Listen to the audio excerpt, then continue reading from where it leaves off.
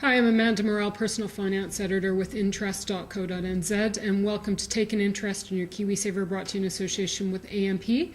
I'm joined today by Brian Gaynor, who is the Executive Director of Milford Asset Management.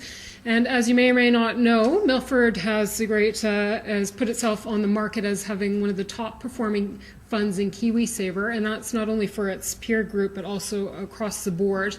Last year, your active growth fund returned 21.9% over 1 year, and over 5 years, you've delivered an astonishing 11.3%, and that's after fees, I believe, which is incredible when you consider the fact that for your peer group, the average has been over 5 years, 1.2%. So I'd like to talk to you a bit about the Active Growth Fund and also some other issues around KiwiSaver. So to start, what factors would you attribute to the success of this fund? Well, there's two factors, Amanda. We gave ourselves a lot of flexibility in terms of the percentage of equities that you can hold at any time. It's an absolute fund, and that means that when markets are bad, we can move into cash or into bonds, and when markets are good, we can move into equities. So we did pretty well during the difficult market conditions because it didn't hold any more than about 50% in equities. So that's the good thing. The second thing is the stock selection has been quite good.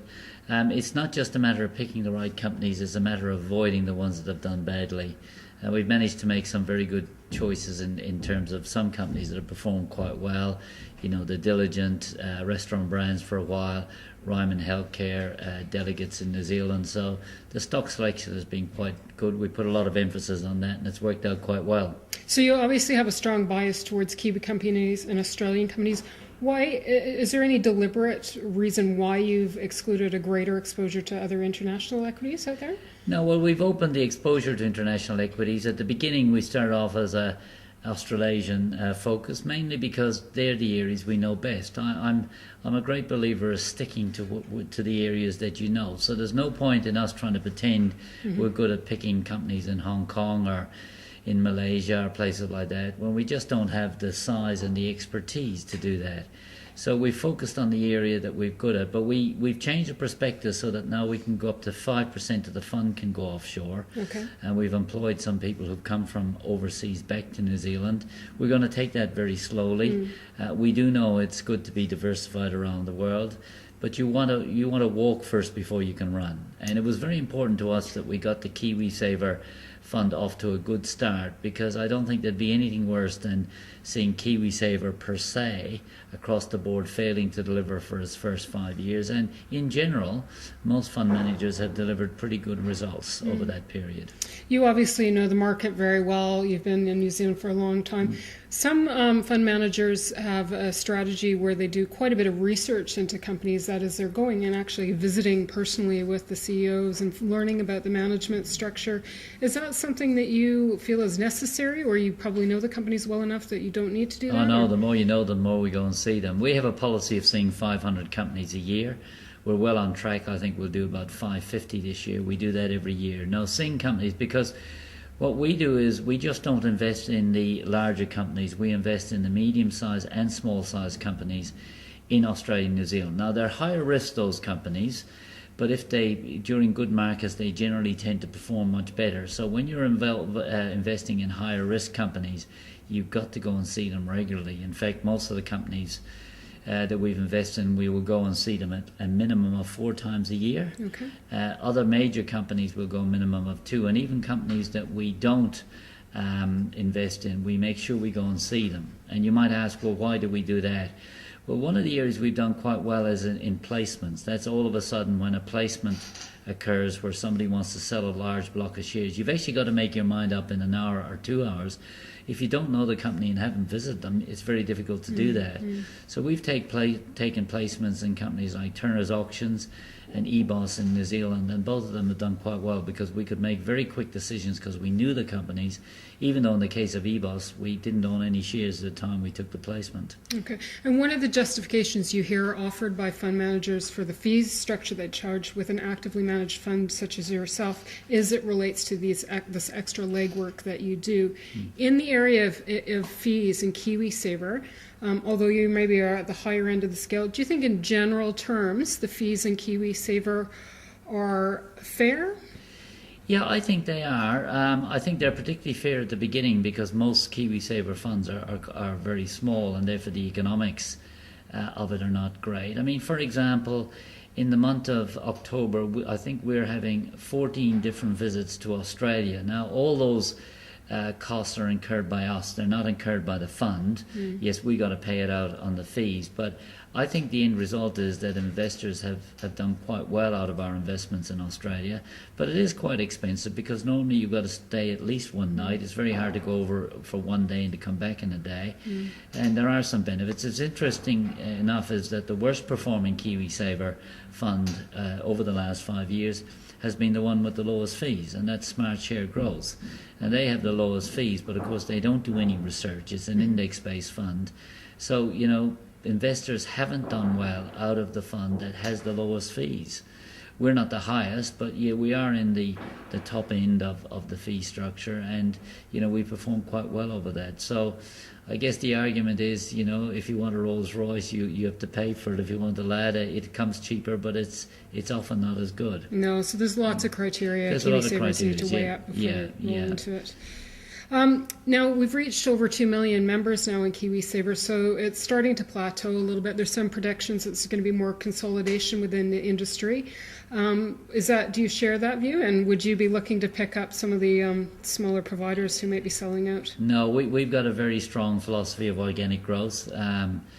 We want to stick with the client base that we have, but I do think there'll be a lot of rationalisation unless you get to a certain size. And if you haven't got to a certain size after 5 years, I think you make the decision, this isn't the business I want to be in. So I'm aware of 3 or 4 organisations, I can't say who they are, but seem to be up for sale at the moment. I can't say it officially, but we hear around the rumours, and it's fairly obvious because we can look at their funds under management and know that they haven't quite got to the size that makes them economically viable. Of course, the other thing too is that if you are a KiwiSaver provider, you have to lodge your accounts with the company's office.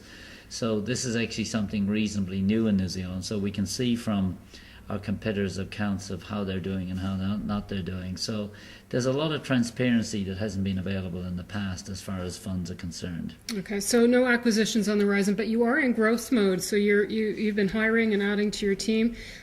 Tell me what the reasons are behind that. Well, the reasons why we are is we believe that as you grow, you have to invest in your personnel because you have to keep your performance up, you need good people to do the analysis for you, and you need backups as well. You need some depth in your team, just in case something goes wrong with somebody, or someone leaves, or someone gets ill health or something like that. So we've invested quite heavily in the personnel. We have 8 full-time investment people. Well over half of them have worked offshore and have had at least 5 or 6 years experience. In fact, 2 of them have never been in New Zealand before, and one has come from Hong Kong and one is from Australia. And we believe that people who've worked offshore have a decided advantage that those that have only worked in the domestic market. So we have a strong emphasis on trying to find people who've got some international experience. Okay, I think it's fair to say that a lot of people who are attracted to Milford Asset Management are as a result of your leadership skills and your expertise in the area. When it comes time, and I'm not sure if it's in your plans for an exit strategy, how do you plan to manage that, or is it even in your thoughts right now? Well, it's not in the thoughts right now. I mean, I'm giving more responsibility to some of the younger people. I think there's no use in employing new young people without giving them responsibilities. So I'm giving them more and more responsibilities. It doesn't seem to mean that I've got less to do. I mean, I seem to have more to do all the time, but I'm certainly passing on the responsibilities. We've got very clear responsibilities over funds. We make sure that the people are responsible for the funds, and we identify who they are, and we make sure that people know who they are. I've got one fund, but I've got 2 people now working with me full time on it. And over time, you'll begin to see their photographs on the front of our monthly updates, and they'll have more responsibilities. So we've got to make sure that we've got the depth. I'm a believer that when you're doing well, you tend to get more money from people, and therefore your responsibilities increase rather than decrease. It's not a matter you can sit back on your laurels. You've got to keep on going. Well, I think a lot of people will be relieved to hear that you're not planning your departure anytime soon. You're also quite got a rare bullish view about where we're headed in the next 6 to 12 months. months, which is refreshing. What makes you optimistic about the investment future? Yeah, I think the current environment, which is low growth with low interest rates, is actually quite a good environment for equity markets. And why do I say that? Well, first of all, because there's not a lot of demand for new funds, because when things really get going, you find that there's a demand for new funds. And if there isn't a demand for new funds, any money that will go into the share market goes into existing shares, so pushes up the price of those shares. Interest rates are very low elsewhere in the world, and as people's money mature, and there's a huge amount of corporate bonds maturing in New Zealand in the next 3 months, a massive amount. And as those mature, people will be looking at, where do I put my money? And they were on, say, 8.5%, 9%, and they'll only be getting 4.5%, 5%, and they'll say, well, maybe I'll look at the share market, for example. So that encourages people to look at the share market. Also, corporate balance sheets are actually quite strong. I mean, it's individuals who've got bad balance sheets, and it's governments that have got bad balance sheets, but actually the corporate sector has got good balance sheets. They have. They've actually, and the ones that is quite surprising that when companies go wrong, the banks pull the plug very quickly and put them under. They keep individuals and governments going as long as possible because they always reckon they'll get their money back. So what we've seen during the global financial crisis is that companies who had stretched balance sheets have either repaired them through capital raisings or else they've gone under. So the corporate sector is actually in great shape. So yeah, I'm reasonably optimistic. In fact, I'm more optimistic than I have been in a long time. But at the same stage, I'm not telling people, look, all our problems are over, because you've got to keep a weathered eye on any other further problems that arise. But yeah, I'm more optimistic about the New Zealand share market than I have been in some time. Yeah, there's been lots happening, and now we heard today that Mighty River Power is back on. That's going to happen in March. Yeah. Will the SOE floats have a big impact on your KiwiSaver funds? Well, we will invest in them, but I think they'll have more of a bigger influence upon the share market, because this will be the first time that we will have a share float where the Prime Minister will be the main supporter of them. I mean, we've had things like Telecom and Auckland International Airport in the past, but really the government never got involved. This is a key part of, I used a pun, sorry, about key. This is an important part of this government's philosophy, and really the cheerleader will be the Prime Minister. And I would imagine that, the biggest float we ever had in New Zealand was Contact Energy. We got 228,000 shareholders. I will imagine that this will be well in excess of that. I'd be prepared to say over 250,000, maybe 300,000. That will create a lot of interest. And if the company performs well, and hopefully it will, that will really create some interest in the share market. So it's actually a very unique opportunity. And it should be very popular, because we've never had a Prime Minister as the number one cheerleader, and he will be the number one cheerleader for this. Maybe he'll bring out his pom-poms. Well, he is, and of course he's got a reputation of being someone who's done well in financial markets, so it's a very unique selling. In the past we've had captains of the All Blacks and that who promoted these issues, but this time it'll be Prime Minister John Key. Yeah, exciting times ahead, so we'll get you back in closer to that time. Brian Gaynor, thanks for joining us. Brian is Executive Director of Milford Asset Management, and I'm Amanda Morrall, Personal Finance Editor with interest.co.nz.